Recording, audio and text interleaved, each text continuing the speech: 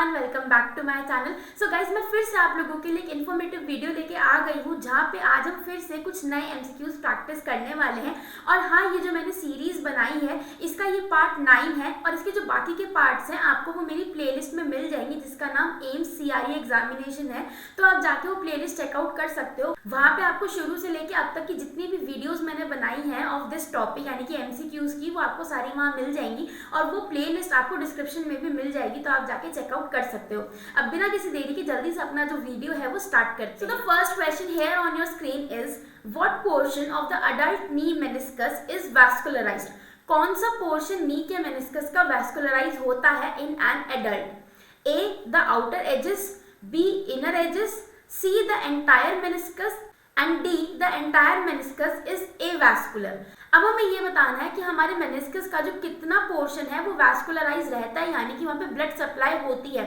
अब जो option number D है कि एंटायर मेनिस्कस आपका एवैस्कुलर होता है, तो ऐसा नहीं होता। तो ऑप्शन डी हमारा बिल्कुल गलत हो जाता है कि पूरा मेनिस्कस एवैस्कुलर है, ऐसा नहीं होता।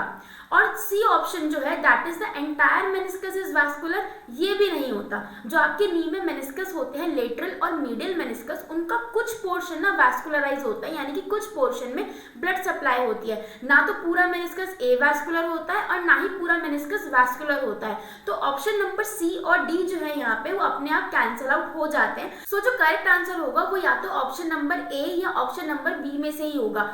So the correct answer here is option number A, that is the outer edges of the meniscus are vascularized। तो जो आपकी साइनोवियल मेम्ब्रेन होती है ना, वहां से कुछ कैपिलरीज आती है जो कि आपका जो आउटर पार्ट होता है ना मेनिस्कस, आउटर एज जो होती है उसको सप्लाई करती है और जो अंदर वाला होता है ना वहां पे ब्लड सप्लाई नहीं जाती है। So the correct answer here is option number A। Next question आपका रिस्ट की एनाटॉमी में से आता है। It states that which of the following is not part of the triangular fibrocartilage complex of the wrist. अब जो triangular fibrocartilage complex है इसको हम शॉर्ट में TFCC भी कहते हैं। और जब आपने रिस्ट की एनाटॉमी पढ़ी होगी तब आपने इसको जरूर पढ़ा होगा, और जब आपने बायोमैकेनिक्स भी पढ़ी होगी ना तब भी आपने इसके बारे में पढ़ा होगा। Option number A dorsal radio ulnar ligament, option number B ulnar collateral ligament, option number C radial collateral ligament and D ulnar articular cartilage. अब यहाँ पे देखो बहुत simple to the point question पूछा गया। अगर आपको इसकी एनाटॉमी पता होगी तो आप ये क्वेश्चन एक ही बार में सही कर आओगे, क्योंकि ये ना आपकी मेमोराइजेशन पे डिपेंड करता है। ये वाला क्वेश्चन इसमें आपको लॉजिक नहीं लगाना, स्ट्रेट टू द पॉइंट एक ही आंसर होगा इसका। So the correct answer here is option number C, that is the radial collateral ligament. Moving on to the next question, which of the following hormones stimulates ovulation in the female? अब यहाँ पे जो question आया है वो female की जो menstrual cycle होती है उससे रिलेटेड आया है कि जो ओव्यूलेशन होती है। अब हमें पता है मेंस्ट्रुअल साइकिल में जो बीच का फेज होता है, अगर हम 28 डेज की साइकिल लेके चलते हैं तो जो 14th डे होता है वहाँ पे आपकी ओव्यूलेशन होती है इन अ नॉर्मल हेल्दी फीमेल। अब ये जो ओव्यूलेशन है ये कौन सा हार्मोन है वो स्टिमुलेट करवाता है? A follicle stimulating hormone, B growth hormone, C prolactin and D luteinizing hormone। So the correct answer here is option number D, that is the luteinizing hormone, जिसको हम शॉर्ट में LH भी कहते हैं।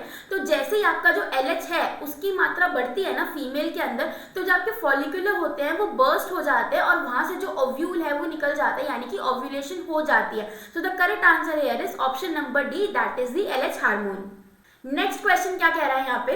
अ physical therapist should place the knee in which of the following positions to palpate the lateral collateral ligament. अब हमसे यहाँ पे पूछा है कि नी के अंदर जो LCL लिगामेंट होता है जो कि लेटरल साइड पे प्रेजेंट होता है या मीडियल साइड पे, क्या उसकी पोजीशन होती है ये मुझे कमेंट्स में जरूर बताना। सो इसने पूछा है कि अगर हमें ये लेटरल कोलेटरल लिगामेंट पाल्पेट करना हो, टेस्ट करना हो, तो थेरेपिस्ट जो है वो कौन सी पोजीशन में नी को रखते हैं? A, knee at 60 degrees of flexion and hip externally rotated, B, knee at 20 degrees of flexion and hip at neutral, C, knee at 90 degrees of flexion and hip externally rotated and D, knee at 0 degrees and hip at neutral। So यहाँ पे जो correct answer जो positioning होगी वो क्या होगी? Option number C, that is knee should be at 90 degrees of flexion and the hip should be externally rotated. अब next question है वो आपका हिप की बायोमैकेनिक्स में से पूछा हुआ है। तो क्वेश्चन क्या कहता है? Excessive femoral anteversion in children may result in all of the following except। अगर किसी बच्चे के अंदर फीमोरल एंटीवर्जन हो रहा है, अब जो एंटीवर्जन और रेट्रोवर्जन, जब आपने हिप की बायोमैकेनिक्स पढ़ी होगी तो आपने ये दो टर्म्स के बारे में जरूर सुना होगा और मैंने भी इस वीडियो के अंदर ही पूरा चीज एक्सप्लेन कर रखा है। तो जब ये फीमोरल एंटीवर्जन ज्यादा हो जाता है तो हमें कौन कौन सी चीज देखने को मिलेगी और इनमें से वो क्या चीज है जो हमें देखने को नहीं मिलेगी। ध्यान रखना, एक्सेप्ट पूछा है। A, toeing in during gait. B, increased hip internal rotation range of motion, यानी कि हिप का इंटरनल रोटेशन का आरओएम बढ़ गया है। सी, एक्सटर्नल रोटेशन का आरओएम बढ़ गया है हिप का। या फिर डी, जो एक्सटर्नल रोटेशन है उसकी रेंज कम हो गई है। इनमें से क्या चीज हमें देखने को नहीं मिलेगी। अब यार देखो, तुम्हें इस क्वेश्चन के बारे में अगर मान लो कोई आइडिया नहीं है, मैं ट्रिक बताती हूँ, तुम तो थोड़ा तुक्का बहुत भी लगा सकते हो एग्जाम के अंदर। अब यहाँ पे तुम्हें क्या पूछा है कि बच्चों के अंदर इनमें से कौन सी चीज है जो तुम्हें देखने को नहीं मिलेगी। तो अगर मैं ऑप्शन नंबर सी और ऑप्शन नंबर डी देखूं तो क्या कह रहा है, एक में कह रहा है एक्सटर्नल रोटेशन बढ़ेगा, एक में कह रहा है कि जो एक्सटर्नल रोटेशन है वो कम होगा। अब ये दोनों चीजें एक साथ तो नहीं हो सकती, हमें ये पता है, या तो एक चीज बढ़ेगी और एक चीज कम होगी, दोनों साथ में कैसे हो सकता है। तो अगर हमें इसका आंसर नहीं पता, मान लो अगर आप पेपर देने जा रहे हो और एग्जाम में ये क्वेश्चन आपको इसका आंसर नहीं पता, ठीक है, तो आप इतनी कॉमन सेंस लगा सकते हो अपनी कि जो ऑप्शन होगा, आंसर होगा, वो सी या डी में से ही होगा, क्योंकि दोनों में एक्सटर्नल रोटेशन ही पूछ रखा है उसने, एक में इंक्रीज हो रहा है, एक में डिक्रीज हो रहा है, यानी कि जो ऑप्शन नंबर ए है और बी है वो तो नहीं हो सकता। तो हमें इन दोनों में से चूज करना है। अब अगर तुम्हें जवाब पता है तो तुम तो सीधा एक ही बार में आंसर कर आओगे, बट अगर नहीं पता तो थोड़ा बहुत तुक्का मार के, दिमाग लगा के अपना कोई सा भी आंसर कर आना, बट होगा इन दोनों में से, इस बात की श्योरिटी है। अब यहाँ पे करेक्ट आंसर क्या होता है मैं तुम्हें बता देती हूँ ताकि तुम्हें तुक्का मारने की जरूरत ना पड़े। So the correct answer here is option number C की जो एक्सटर्नल रोटेशन की रेंज है वो इंक्रीज हो जाती है। ऐसा नहीं होता, जब भी फीमोरल एंटीवर्जन ज्यादा होता है, मतलब फीमोरल एंटीवर्जन ज्यादा क्या होता ही है, एंटीवर्जन का मतलब ही ज्यादा होता है। सो किसी भी अगर बच्चे को फीमोरल एंटीवर्जन है तो उसका जो एक्सटर्नल रोटेशन है वो कम होता है और जो इंटरनल रोटेशन है वो ज्यादा होता है। सिमिलरली किसी को अगर फीमोरल एंटीवर्जन है तो जो एबडक्शन की मूवमेंट है वो भी कम हो जाती है। सो ये बात आपको बहुत अच्छे से मैंने इस वीडियो के अंदर बताई है और इसका लिंक आपको डिस्क्रिप्शन में भी मिल जाएगा, तो जाके आप इसकी जो पूरी मैकेनिक्स है वो समझ सकते हैं, क्योंकि यार अगर मैं यहाँ समझाने लग जाऊंगी तो वीडियो बहुत लेंदी हो जाएगा। सो मैं जितनी भी आपको यहाँ पे क्वेश्चंस दिख रहे हैं ना, जो मैंने वीडियोस बनाई हुई उनके मैं लिंक दे दूंगी, आप जाके चेकआउट कर सकते हो मेरे चैनल पे। नेक्स्ट क्वेश्चन क्या कहता है, a defining symptom of fibromyalgia is fatigue, diffuse pain, regional pain and unexplained weight loss। अब सबसे पहले फाइब्रोमाइल्जिया होता क्या है, तो नाम से ही समझो, फाइब्रो मतलब फाइबर, माया या फिर मायो जहां पे ये टर्म है that means muscle and algia means pain, यानी कि मसल के फाइबर में पेन होना इस फाइब्रोमाइल्जिया। अब यहाँ पे पूछा है कि फाइब्रोमाइल्जिया का डिफाइनिंग सिम्टम क्या होता है, यानी कि देखो पेशेंट को ये सारों सिम्टम्स हो सकते हैं, हो सकता है कि कोई फाइब्रोमाइल्जिया का पेशेंट है उसके अंदर आपको ये सारे सिम्टम्स देखने को मिलेंगे, बट क्वेश्चन में हमें क्या पूछा है कि डिफाइनिंग सिम्टम फाइब्रोमाइल्जिया का क्या है, तो हमें उस पर टिक मार्क करके आना है। सो यहाँ पे जो करेक्ट आंसर है वो क्या होगा, option number B that is diffuse pain for at least 3 month से ज्यादा तक का अगर पेशेंट को डिफ्यूज पेन रहता है तो it is a defining symptom of fibromyalgia. अब बहुत सारे बच्चों को ये भी होगा कि नहीं इसका तो रीजनल पेन भी हो सकता है, फटीग भी हो सकता है, सारे सिम्टम्स मैं आपको खुद ही कह रही हूँ फाइब्रोमाइल्जिया के पेशेंट को देखने को मिल सकते हैं, बट जो डिफाइनिंग फीचर है, जो सबसे ज्यादा मतलब स्टैंडर्ड है फाइब्रोमाइल्जिया का, वो क्या है, diffuse pain. So the correct answer here is option number B that is diffuse pain. अब बढ़ते हैं नेक्स्ट क्वेश्चन पे। नेक्स्ट क्वेश्चन क्या कहता है हमारा, while ambulating a stroke patient जिसकी राइट साइड इन्वॉल्व है, मतलब एक स्ट्रोक पेशेंट है जिसको राइट साइड पे स्ट्रोक हुआ है, वो एम्बुलेट कर रहा है, the therapist notes increased circumduction of the right lower extremity. तो जो उसकी राइट लोअर एक्सट्रीमिटी है वहां पे वो पेशेंट बहुत ज्यादा सर्कमडक्शन करता हुआ चल रहा है। विच of the following is an unlikely cause of this deviation. ठीक है, इनमें से कौन सा कॉज अनलाइकली है इसके लिए, A, increased spasticity of the right gastrocnemius, B, increased spasticity of right quadriceps, C, weak hip flexors and D, weak knee extensors।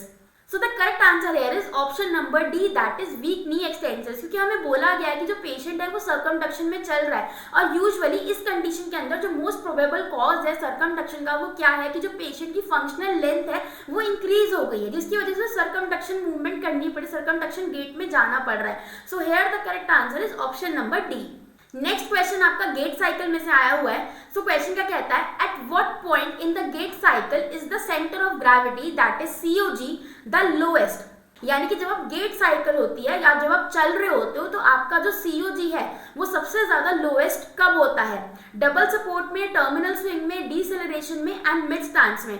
सो यार अगर आपको थोड़ा बहुत भी बेसिक पता है, आपको अगर गेट साइकिल भी ना पता हो, आपको थोड़ा बहुत बेसिक पता हो ना COG BOS का, तो आप इसका आंसर बिल्कुल सही करके आओगे और वो है option number A that is double support. अब देखो ये क्वेश्चन इस तरीके से फ्रेम हुआ आया है, बट ये जो क्वेश्चन है ये एक और तरीके से भी फ्रेम होके आ सकता है, और वो क्या है कि at what point in the gait cycle the stability is the highest. ठीक है, क्योंकि स्टेबिलिटी ज्यादा कब होगी तो उसका भी आंसर क्या होगा, डबल सपोर्ट टाइम। अब समझो जो COG होता है और जो आपकी स्टेबिलिटी होती है, ये जो BOS का कंसेप्ट है ना, ये बहुत आसान कॉन्सेप्ट है, बहुत बच्चे इसमें कंफ्यूज रहते हैं। अब देखो जितना ज्यादा आपका BOS रहेगा यानी कि बेस ऑफ सपोर्ट रहेगा उतनी स्टेबिलिटी ज्यादा होगी, जितना आपका COG यानी कि सेंटर ऑफ ग्रेविटी जितना नीचे रहेगा उतनी आपकी स्टेबिलिटी ज्यादा होगी, और LOG यानी कि जो आपकी लाइन ऑफ ग्रेविटी है वो जितना विद इन BOS रहेगी यानी कि बेस ऑफ सपोर्ट रहेगी उतनी आपकी स्टेबिलिटी ज्यादा होगी। तो अगर आपसे कोई पूछे कि आप स्टेबिलिटी सबसे ज्यादा कब होगी, तो तीन केसेस में कि आपका BOS है वो जितना ज्यादा होगा, LOG within BOS fall करे preferably within the centre of BOS, and COG जो आपका सेंटर ऑफ ग्रेविटी है वो लोअर हो। तो ये तीन कंडीशन अगर पूरी होती है that means the body is in a highly stable position. So ये क्वेश्चन इस तरह से भी फ्रेम होके आ सकता है, बट उसका आंसर तब भी क्या होगा, डबल सपोर्ट। अब बढ़ते हैं नेक्स्ट क्वेश्चन पे। A 14-year-old girl with right thoracic scoliosis, एक 14-year-old गर्ल है उसको राइट साइड में थोरैसिक स्कोलियोसिस है, is referred to physical therapy. The therapist should expect which of the following findings. अब यहाँ पे इन्होंने सिंपल सा पूछा है, एक इन्होंने पैराग्राफ में या फिर समझो केस में फ्रेम कर दिया है कि जो राइट थोरैसिक स्कोलियोसिस है उसकी कैरेक्टरिस्टिक्स क्या होंगी। So option number A, left shoulder high होगा, लेफ्ट स्कैपुला प्रोमिनेंट होगी और राइट हिप हाई होगा। Option number B, left shoulder low होगा, राइट स्कैपुला प्रोमिनेंट होगी एंड लेफ्ट हिप हाई होगा। राइट शोल्डर हाई होगा, राइट स्कैपुला प्रोमिनेंट होगी and right hip high होगा। And option number D, right shoulder low, right scapula prominent and left hip high. So यार यहाँ पे ना बहुत सारे बच्चे कंफ्यूज होते हैं कि यार ये स्कोलियोसिस आ गया लंबर में, थोरैसिक में, राइट, लेफ्ट, कॉनकेव, कॉन्वेक्स, मतलब हम तो कंफ्यूज हो गए हैं ना। बट बिल्कुल भी कंफ्यूज होने की बात नहीं है यार, ये बहुत ही इजी कंसेप्ट है। अगर आपको एक बार समझ आ गया ना तो आपको इसमें रट्टा लगाने की भी जरूरत नहीं पड़ेगी कि मतलब इसका ये होता है इसका होता है। एक बार लॉजिक समझ जाओगे ना फिर इस कंसेप्ट को कभी भी नहीं भूलोगे। तो इस क्वेश्चन का यहाँ पे करेक्ट आंसर क्या होगा, option number B, that is left shoulder low, right scapula will be prominent and left hip high। So अगर आपको ये कंसेप्ट समझना है या आपको समझने में प्रॉब्लम आती है तो आप मुझे जरूर कमेंट्स में बताना। मैं इसके लिए भी बहुत इजी तरीके से वीडियो बना के लाऊंगी जिसमें आपका जो कंसेप्ट है ये आप एक ही बार में समझ जाओगे। Next question is a posterior lateral herniation of the lumbar disc between vertebrae L4 and L5 most likely results in damage to which nerve root, L4, L5, L4 and L5, L5 and S1। सो यहाँ पे यार हमसे इतना बड़ा जो इन्होंने इतना जो ट्रिकी क्वेश्चन फ्रेम करके दिया है इतना ये है नहीं। सो यहाँ पे इसने हमसे क्या पूछा है कि L4 और L5 के बीच में से कौन सा नर्व रूट है जो वो निकलता है। सो यहाँ पे करेक्ट आंसर क्या हो जाएगा, option number B, that is L5। तो L4 और L5 के बीच में से आपका जो L5 नर्व रूट है वो निकलता है। तो the correct answer is option number B। Now the last question of this video is a patient presents to an outpatient physical therapy clinic with a 140-degree kyphoscoliotic curve. What is the therapist's greatest concern? एक patient आया है जिसको 140 degree से ज्यादा काइफोस्कोलियोसिस यानी कि kyphosis भी है और स्कोलियोसिस भी है, कर्व है। तो मेरी एज अ थेरेपिस्ट सबसे ज्यादा ग्रेटेस्ट कंसर्न इनमें से क्या होगी? The patients complain of low back pain, gait deviation, pulmonary status and poor upright standing posture. तो थोड़ी कॉमन सेंस भी लगाओगे ना यार तो ऑप्शन नंबर A और ऑप्शन नंबर D तो बिल्कुल भी नहीं होगा, दर्द भी नहीं होगा और पुअर अपराइट स्टैंडिंग पोस्चर भी नहीं होगा। बचे दो, गेट डेविएशन और पल्मोनरी स्टेटस। सो इन दोनों में से मैं भी यार अगर मैं कंपैरिजन करूं तो पल्मोनरी जो स्टेटस है वो ज्यादा हमें लगता है कि हाँ इसको हमें ज्यादा इंपॉर्टेंस देनी चाहिए, ग्रेटेस्ट कंसर्न का एरिया है।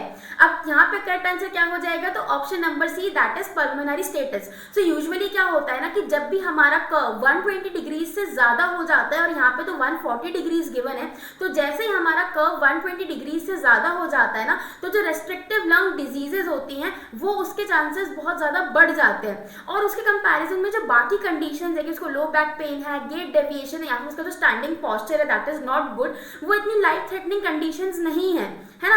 बट जो पल्मोनरी स्टेटस है, अगर उसमें कोई गड़बड़ी आई या उसमें कोई प्रॉब्लम आई, so that can become life threatening. So as a therapist मेरा सबसे पहला कंसर्न, ग्रेटेस्ट कंसर्न इनमें से क्या होगा कि जो पल्मोनरी स्टेटस है पेशेंट का वो बिल्कुल सही रहे, क्योंकि सांस लेता रहेगा जब तक उसका पल्मोनरी सिस्टम अच्छे से चलता रहेगा, बाकी सारी चीज़ें फिर भी मैनेजेबल हो जाएंगी। अगर यही चीज़ सही नहीं है तो मैं उसका पॉस्चर ठीक करके क्या ही करूंगी, कोई सेंस नहीं बनता। So the correct answer here is option number C, that is the pulmonary status. Guys this is all for today's video. अगर कोई क्वेश्चन नहीं समझ आया, कोई डाउट है किसी क्वेश्चन में, तो आप मुझसे जरूर कमेंट्स में पूछ सकते हो, और ऐसे ही वीडियोस देखने के लिए मेरे चैनल को जल्दी से सब्सक्राइब कर देना। Till then like share and subscribe to my channel. Thank you.